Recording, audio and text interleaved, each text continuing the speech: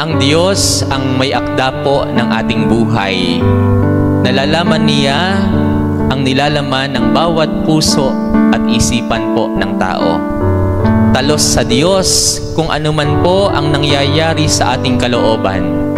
Pag sinabi po nating talos ay medyo malalim po na Tagalog iyon.